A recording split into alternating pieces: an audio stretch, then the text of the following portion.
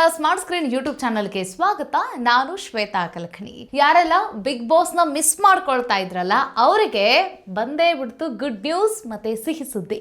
ಏನಂದ್ರೆ ಅತಿ ಶೀಘ್ರನೂ ಬೇಡ, ಇನ್ನೂ ಸ್ವಲ್ಪ ದಿನದಲ್ಲಿ, ಜಾಸ್ತಿ ವೆಯ್ಟ್ ಮಾಡೋ ಅವಶ್ಯಕತೆಯೂ ಇಲ್ಲ, ಇನ್ನೊಂದು ಸ್ವಲ್ಪ ದಿನದಲ್ಲಿ ಮತ್ತೆ ನಾವು ಬರ್ತಾ ಇದ್ದೀವಿ, ಕನ್ನಡಿಗರ ಹಬ್ಬ ಮತ್ತೆ ಶುರುವಾಗುತ್ತೆ ಅಂತ ಹೇಳಿ ಕಲರ್ಸ್ ಕನ್ನಡದವರು ಬಿಗ್ ಬಾಸ್ನ ಹೊಸ ಅಪ್ಡೇಟನ್ನು ಕೊಟ್ಟಿದ್ದಾರೆ. ಹಾಗಾದರೆ ಬನ್ನಿ, ಬಿಗ್ ಬಾಸ್ ಕುರಿತಾಗಿ ಏನು ಅಪ್ಡೇಟ್ ಇದೆ, ಯಾವಾಗ ಬಿಗ್ ಬಾಸ್ 13 ಶುರುವಾಗುತ್ತೆ, ಈ ಒಂದು ಸೀಸನ್ನಲ್ಲಿ ಎಂತಹ ಕಂಟೆಸ್ಟೆಂಟ್ಗಳು ಬರಬಹುದು, ಎಲ್ಲದರ ಬಗ್ಗೆ ಕೂಡ ಮಾತಾಡ್ತಾ ಹೋಗೋಣ. ವಿಡಿಯೋನ ಅಂತ್ಯದವರೆಗೂ ನೋಡಿ. ವಿಡಿಯೋ ಇಷ್ಟ ಆಗಿದ್ರೆ ಲೈಕ್, ಶೇರ್, ಕಾಮೆಂಟ್, ಸಬ್ಸ್ಕ್ರೈಬ್ ಮಾಡೋದನ್ನು ಮರಿಬೇಡಿ. ವೀಕ್ಷಕರೇ, ಯಾವಾಗಲೂ ಕೂಡ ಈ ಜೂನ್ ಅಂತಂದರೆ ಮತ್ತು ಈ ಜುಲೈ, ಆಗಸ್ಟ್ ಈ 3 ತಿಂಗಳು ಬಿಗ್ ಬಾಸ್ನ ಯಾವುದೇ ರೀತಿಯಾದಂಥ ಅಪ್ಡೇಟ್ಗಳು ರಿವೀಲ್ ಆಗಂಗಿಲ್ಲ. ಬಹುಶಃ ರಿವೀಲ್ ಆದ್ರೂ ಸಹಿತ ಈ ಆಗಸ್ಟ್ ಮಂತಲ್ಲಿ ರಿವೀಲ್ ಆಗುತ್ತೆ. ಬಿಟ್ಟರೆ ಆಗಸ್ಟ್, ಸೆಪ್ಟೆಂಬರ್, ಅಕ್ಟೋಬರ್ ಈ ಒಂದು ಏನು ಸಮಯ ಏನಿದೆಯಲ್ಲ, ಇದೆಲ್ಲ ಬಿಗ್ ಬಾಸ್ನ ಹಾವಳಿನೇ ಅಂತ ಅಂದ್ಕೊಳ್ಳಿ. ಇವರು ಬರ್ತಾರೆ, ಅವ್ರು ಬರ್ತಾರೆ, ಲೋಗೋ ಲಾಂಚ್ ಆಯಿತು, ಮತ್ತು ಒಂದು ಪ್ರೆಸ್ ಮೀಟ್ ನಡೀತು, ಏನೇ ಒಟ್ಟಿನಲ್ಲಿ ಬರುವಂತಹ ಬಿಗ್ ಬಾಸ್ ಸೀಸನ್ನ ಕುರಿತಾಗಿ ಒಂದಷ್ಟು ಅಪ್ಡೇಟ್ಗಳು ಸೋಷಿಯಲ್ ಮೀಡಿಯಾದಲ್ಲಿ ಹರಿದಾಡ್ತಾ ಇರ್ತವೆ. ಆದರೆ ಈ ಜೂನ್ ಫಸ್ಟ್ ವೀಕ್ನಲ್ಲಿ ಬಿಗ್ ಬಾಸ್ ಹಂಚಿಕೊಂಡಂತಹ ಒಂದು ವಿಡಿಯೋ, ಆ ಲೋಗೋ ಕುರಿತಾಗಿ ಈಗ ಜನಗಳಲ್ಲಿ ಒಂದಷ್ಟು ವಿಚಾರಗಳು ಈಗ ಚರ್ಚೆ ಆಗ್ತಾ ಇದೆ. ಹಾಗಾದರೆ ವೇಗವಾಗಿ ಶುರುವಾಗುತ್ತಾ, ಇನ್ನು ನೆಕ್ಸ್ಟ್ ಮಂತಲ್ಲೇ ಶುರುವಾಗಿ ಹೋಗ್ಬಿಡುತ್ತಾ ಈ ಬಿಗ್ ಬಾಸ್ ಸೀಸನ್ 13 ಅಂತಲೂ ಕೂಡ ಮಾತುಕತೆ ನಡೀತಾ ಇದೆ. ನೋಡಿ, ಕಲರ್ಸ್ ಕನ್ನಡದಲ್ಲಿ ಅಪ್ಡೇಟ್ ಆಗಿರುವಂತಹ ಬಿಗ್ ಬಾಸ್ನ ವಿಚಾರ ಏನು ಅನ್ನೋದನ್ನು ನಾವು ನೋಡ್ತಾ ಹೋಗೋಣ. ನೋಡಿ, ಬಿಗ್ ಬಾಸ್ನ ಕುರಿತಾಗಿ ಬಿಗ್ ಬಾಸ್ನ ಸೀಸನ್ 13ರ ಲೋಗೋನ ರಿವೀಲ್ ಮಾಡಿದಂತಹ ಬಿಗ್ ಬಾಸ್ನ ತಂಡ ಕಲರ್ಸ್ ಕನ್ನಡದವರು ತಮ್ಮ ಸೋಷಿಯಲ್ ಮೀಡಿಯಾದಲ್ಲಿ ಹಂಚಿಕೊಂಡಿದ್ದನ್ನು ನೀವು ನೋಡ್ತಾ ಇದ್ದೀರಿ. ನಮ್ಮ ಸ್ಕ್ರೀನ್ನಲ್ಲೂ ಕೂಡ ನೀವು ಗಮನಿಸ್ತಾ ಇದ್ದೀರಿ.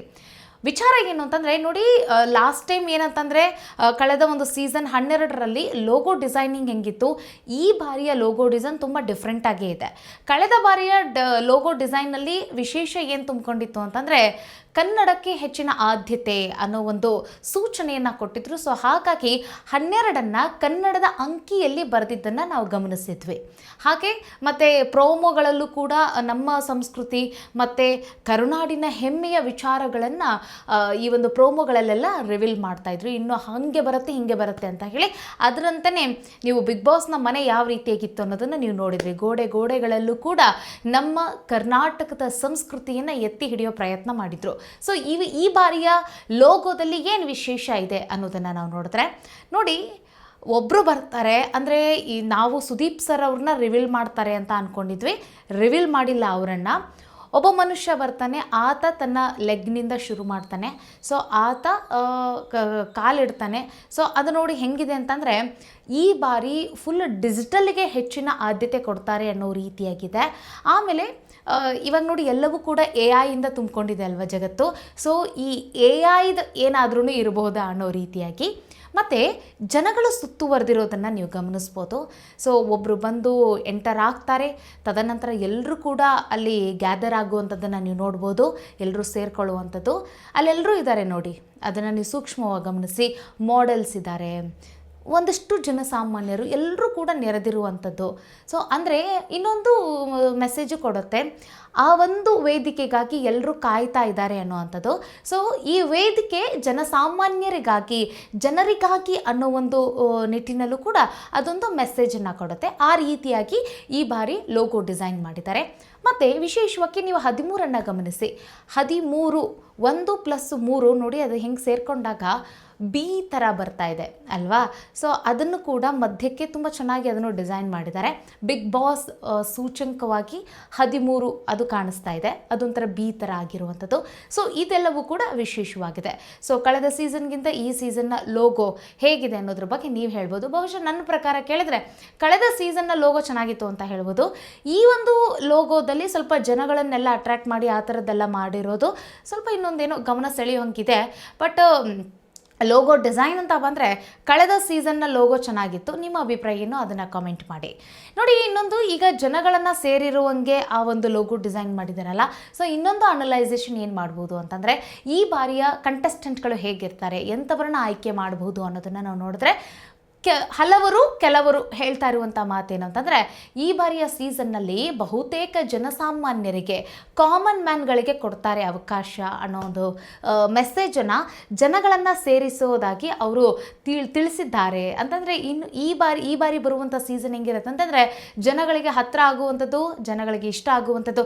ಅಂತಂದರೆ ಈ ಹಿಂದೆ ಎಲ್ಲ ನಡೆದಿರುವಂಥ ಸೀಸನ್ಗಳನ್ನೆಲ್ಲವನ್ನು ಕೂಡ ಜನ ತುಂಬ ಪ್ರೀತಿಸಿದ್ದಾರೆ, ಗೌರವಿಸಿದ್ದಾರೆ. ಸೊ ಈ ಬಾರಿಯ ಸೀಸನ್ನಲ್ಲಿ ಕಾಮನ್ ಜನಗಳಿಗೆ ಹೆಚ್ಚಿನ ಆದ್ಯತೆ ಕೊಡೋಣ ಅನ್ನೋ ಒಂದು ಲೆಕ್ಕದಲ್ಲಿ ಜನಗಳನ್ನು ಸೇರಿಸಿರುವಂತಹ ಆ ಲೋಗೋ ಡಿಸೈನ್ ಮಾಡಿದ್ದಾರೆ ಅನ್ನೋ ಒಂದು ಮೆಸೇಜನ್ನು ಕೂಡ ಕೊಡ್ತಾ ಇದೆ. ಮತ್ತು ಅದರ ಒಳ ಅರ್ಥವನ್ನು ನಾವು ನೋಡಿದಾಗ ಹೀಗೂ ಇರಬಹುದು ಅಂತ ಹೇಳಿ ಅನಲೈಸ್ ಮಾಡ್ಬೋದು. ನಿಮ್ಮ ಪ್ರಕಾರ ಏನು ಕಾಮೆಂಟ್ ಮಾಡಿ. ಇನ್ನೊಂದು, ಈಗ ಜೂನ್ ಮೊದಲ ವಾರದಲ್ಲಿ ಈಗ ಲೋಗೋ ರಿವೀಲ್ ಆಗಿದೆ ಅಲ್ಲ, ಸೊ ಈಗ ಯಾವಾಗ ಶುರುವಾಗಬಹುದು ಬಿಗ್ ಬಾಸ್ ಕಾರ್ಯಕ್ರಮ ಶುರು ಯಾವಾಗ ಅಂತ ಕೇಳಿದ್ರೆ, ನೋಡಿ ನಾವು ಈ ಸೀಸನ್ 9 ಏನು ಶುರುವಾಗಿತ್ತಲ್ಲ, ಸೀಸನ್ 10ಕ್ಕಿಂತ ಬಿಫೋರು 9 ಶುರುವಾಗೋಕ್ಕಿಂತ ಬಿಫೋರ್ ಏನಾಗಿತ್ತು ಅಂತಂದರೆ OTT ಶುರು ಮಾಡ್ಕೊಂಡಿದ್ರು. ಸೊ ಆಗ ಬೇಗನೆ ಶುರು ಮಾಡಿದ್ರು, ಯಾಕಂತಂದರೆ OTT ಇತ್ತಲ್ವಾ. ಸೊ OTT ಮುಗಿಸ್ಕೊಂಡು ನಂತರ ಸೀಸನ್ ಶುರು ಮಾಡ್ಕೊಂಡಿದ್ರು. ಸೊ ಅದೇ ರೀತಿಯಾಗಿ ಈ ಬಾರಿಯೂ ಕೂಡ OTT ಶುರು ಮಾಡ್ತಾರಾ, ಯಾಕಂತಂದರೆ ಲೋಗೋ ಇಷ್ಟು ಬೇಗ ರಿವೀಲ್ ಮಾಡಿರೋದನ್ನು ನೋಡ್ತಾ ಇದ್ರೆ OTT ಶುರುವಾಗ್ಬೋದೇನೋ ಅಂತ ಹೇಳಿ ಕೆಲವರ ಒಂದು ಅನಿಸಿಕೆ ಮತ್ತು ಟಾಕ್ ಇದೆ. ಸೊ ವಿಚಾರ ಏನು ಅಂತಂದರೆ, ಅದ್ರ ಬಗ್ಗೆನೂ ಕೂಡ ಡಿಸ್ಕಷನ್ ನಡೆದಿತ್ತಂತೆ, OTT ಮಾಡೋಣ ಈ ಬಾರಿ ಅಂತ ಹೇಳಿ. ಬಟ್ ಏನಂತಂದರೆ, ಕೆಲವು ಚರ್ಚೆಗಳು ನಡೆದ ನಂತರ ಆ ವಿಚಾರವನ್ನು ಕೈ ಬಿಟ್ರಂತೆ. OTT ಬೇಡ, ಅದೊಂದು ದೊಡ್ಡ ತಲೆನೋವು ಅಂತ ಹೇಳಿ. ಅಂತಂದರೆ ಈಗ ಬೇರೆ ಬೇರೆ ನಾವು ಭಾಷೆಗಳಲ್ಲಿ ನೋಡಿದ್ರೆ OTT ನಡೀತಾ ಇದೆಯಲ್ಲ, ಸೊ ಅದರಂತೆ ನಾವು ಹೋಗೋಣ ಅಂತ ಹೇಳಿ ಯೋಚನೆ ಮಾಡಿದ್ರಂತೆ. ಬಟ್ ಆ ವಿಚಾರವನ್ನು ಕೈ ಬಿಟ್ರಂತೆ, ಬೇಡ OTT ಬೇಡ, ಡೈರೆಕ್ಟ್ ಸೀಸನ್ಗೆ ಹೋಗೋಣ ಅಂತ ಹೇಳಿ. ಸೊ ಆದರೆ ಈಗ ಏನಂತಂದರೆ, ಮುಂದಿನ ತಿಂಗಳು ಅಂತಂದರೆ ಇನ್ನು ಒಂದೂವರೆ ತಿಂಗಳಲ್ಲಿ ಬಿಗ್ ಬಾಸ್ ಸೀಸನ್ ಶುರುವಾಗುತ್ತೆ ಅನ್ನುವಂಥ ಒಂದು ಮೆಸೇಜ್ ಸಿಗ್ತಾ ಇದೆ. ಈ ಒಂದು ಲೋಗೋ ಇಷ್ಟು ಬೇಗ ರಿವೀಲ್ ಆಗಿರೋದನ್ನು ನಾವು ನೋಡ್ತಾ ಇದ್ರೆ, ನೋಡೋಣ. ಈಗ ಲೋಗೋ ರಿವೀಲ್ ಆಗಿದೆ, ನೆಕ್ಸ್ಟ್ ಪ್ರೆಸ್ ಮೀಟ್ ನಡೆಯುತ್ತೆ. ಅದಾದ ನಂತರ ಕಿಚ್ಚ ಸುದೀಪ್ ಅವರ 1 ಪ್ರೋಮೋಗಳು ಶುರುವಾಗುತ್ತೆ. ಕಿಚ್ಚ ಸುದೀಪ್ ಅವರು ಈ ಬಾರಿ ಯಾವ ಒಂದು ಲುಕ್ನಲ್ಲಿ ಕಾಣಿಸ್ಕೊಳ್ತಾರೆ, ಹೇಗಿರ್ತಾರೆ ಅನ್ನೋದನ್ನು ನಾವು ಕಾದು ನೋಡಬೇಕಾಗತ್ತೆ. ಒಟ್ಟಿನಲ್ಲಿ ಏನಂತಂದರೆ, ಅವರ ನೆಕ್ಸ್ಟ್ ಪ್ರಾಜೆಕ್ಟ್ ಯಾವ ಸಿನಿಮಾ ಇರುತ್ತಲ್ಲ, ಸೊ ಆ ಸಿನಿಮಾಗೆ ಅವ್ರು ಹೆಂಗೆ ಡಿಸೈನ್ ಆಗಿರ್ತಾರೆ, ಯಾವ ರೀತಿ ಹೇರ್ ಕಟ್ ಆಗಲಿ, ಅವರ ಸ್ಟೈಲ್ ಯಾವ ರೀತಿಯಾಗಿರುತ್ತಲ್ಲ, ಸೊ ಅದೇ ಬಹುಶಃ ಇರುತ್ತೆ. ಸೊ ಅದರಂತೆಯೇ ಈ ಬಾರಿಯೂ ಕೂಡ ಅವರ ಲುಕ್ ಬರ್ಬೋದು. ಯಾಕಂತಂದರೆ ಕಳೆದ ಒಂದು ಸಿನಿಮಾದ ಆ ಒಂದು ಲುಕ್ನಂತೆ ಕಳೆದ ಸೀಸನಲ್ಲೂ ಕೂಡ ಅವ್ರು ಕಾಣಿಸ್ಕೊಂಡಿದ್ರಲ್ವ, ಅದೇ ರೀತಿಯಾಗಿ. ಸೊ ಕಾದೋಡೋಣ. ನೀವೆಷ್ಟು ಉತ್ಸುಕರಾಗಿದ್ದೀರಿ, ಕುತೂಹಲದಿಂದ ನೋಡ್ತಿದ್ದೀರಿ, ಯಾರಿಗೆಲ್ಲ ಕ್ಯೂರಿಯಾಸಿಟಿ ಇದೆ ಈ ಬಾರಿಯ ಸೀಸನ್ ಬಗ್ಗೆ. ಸೊ ಈ ಬಾರಿಯ ಸೀಸನ್ನಲ್ಲಿ ಯಾರೆಲ್ಲ ಕಂಟೆಸ್ಟೆಂಟ್ಗಳು ಬರಬಹುದು ಅನ್ನೋದ್ರ ಬಗ್ಗೆ ನಿಮ್ಗೇನಾದ್ರೂ ಡೌಟ್ ಇದ್ದರೆ, ಅಥವಾ ಇವರೇ ಬರ್ತಾರೆ ಅನ್ನೋದೇನಾದ್ರೂ ವಿಚಾರ ಗೊತ್ತಿದ್ರೆ ಅದನ್ನು ನನ್ನ ಜೊತೆಗೆ ಶೇರ್ ಮಾಡಿ. ಒಟ್ಟಿನಲ್ಲಿ ಈ ಬಾರಿ ಕಾಮನ್ ಪೀಪಲ್ಗೆ ಹೆಚ್ಚು ಆದ್ಯತೆ ಕೊಡ್ತಾರೆ ಅಂತಂದರೆ ಆಟ ಚೆನ್ನಾಗೇ ಇರುತ್ತೆ ಅಂತ ಅರ್ಥ. ಯಾಕಂತಂದರೆ ಇವರೆಲ್ಲ ಹೆಂಗೆ ಅಂತಂದರೆ, ಸಿನಿಮಾದವರು ಮತ್ತು ಸ್ವಲ್ಪ ಈ TV ಸ್ಕ್ರೀನಲ್ಲಿ ಕಾಣಿಸ್ಕೊಂಡಿರೋರು ಹೇಗಿರ್ತಾರೆ ಅಂತಂದರೆ, ಸ್ವಲ್ಪ ಈ ಕ್ಯಾಮ್ರಾಗಳಿಗೆ ಅಲರ್ಟ್ ಆಗಿ ಕ್ಯಾಮ್ರಾ ತಕ್ಕಂಗೆ ನಟಿಸೋರು, ಕ್ಯಾಮ್ರಾ ಎಲ್ಲೆಲ್ಲಿ ಮೂಮೆಂಟ್ ಆಗುತ್ತೆ ಅದರ ತಕ್ಕಂಗೆ ಬಿಹೇವ್ ಮಾಡೋರನ್ನ ನಾವು ನೋಡ್ತೀವಿ. ಸೊ ಹಾಗಾಗಿ ಇನ್ನೂ ಅಷ್ಟು ಮಜಾ ಅನ್ಸಂಗಿಲ್ಲ ಬಿಗ್ ಬಾಸ್. ಸೊ ಈಗ ಕಾಮನ್ ಪೀಪಲ್ಗಳು ಹೋದಾಗ ಅದು ಏನಾಗುತ್ತೆ ಅಂತಂದರೆ, ಸೊ ಅವರಿಗೆ ಎಲ್ಲಿ ಕ್ಯಾಮ್ರಾ ಹೆಂಗೆ ವರ್ಕ್ ಆಗ್ತಾ ಇದೆ, ಏನು ನಡೀತಾ ಇದೆ, ಇದು ಯಾವುದರ ಒಂದು ಸೆನ್ಸ್ ಇರೋದಿಲ್ಲ. ಸೊ ಫಿಲ್ಟರ್ ಇಲ್ದಂಗೆ ಮಾತು ಬರ್ತಾ ಇರುತ್ತೆ. ಸೊ ಅವರಾಗೆ ಇರ್ತಾರೆ ಅಲ್ವಾ ಈ ಕಾಮನ್ ಪೀಪಲ್ಗಳು. ಯಾಕಂತಂದರೆ ಅವರಿಗೆ ಅಷ್ಟಾಗಿ ಈ ಕ್ಯಾಮ್ರಾ ವರ್ಕ್ ಬಗ್ಗೆ ಅಷ್ಟು ಚೆನ್ನಾಗಿ ಗೊತ್ತಿರೋದಿಲ್ಲ. ಹಾಗಾಗಿ ಅಲ್ಲಿ ಗೋಡೆಗಳಲ್ಲೂ ಕೂಡ ಕ್ಯಾಮ್ರಾಗಳು ಅಡಗಿರೋ ಕಾರಣಕ್ಕಾಗಿ ಕಾಮನ್ ಪೀಪಲ್ಗಳು ಹೆಚ್ಚು ಜನ ಅಲ್ಲಿ ಹೋಗಿ ಬಿಗ್ ಬಾಸ್ ಕಂಟೆಸ್ಟೆಂಟ್ಗಳಾಗಿ ಬಿಗ್ ಬಾಸ್ ಮನೆಗೆ ಕಾಲಿಟ್ಟರೆ ಹೇಗಿರುತ್ತೆ ಅನ್ನೋದನ್ನು ಇಮ್ಯಾಜಿನ್ ಮಾಡಿದ್ರೆ ತುಂಬ ಖುಷಿ ಆಗುತ್ತೆ. ಸೊ ನಿಮ್ಮ ಪ್ರಕಾರ ಈ ಬಾರಿ ಯಾರ್ಯಾರೆಲ್ಲ ಬರ್ಬೋದು ಅನ್ನೋದ್ರ ಬಗ್ಗೆ ನಿಮಗೇನಾದರೂ ಐಡಿಯಾ ಇದ್ದರೆ ಕಾಮೆಂಟ್ ಮಾಡಿ. ಸಿಗೋಣ ಮುಂದಿನ ವೀಡಿಯೋದಲ್ಲಿ. ನಮಸ್ಕಾರ.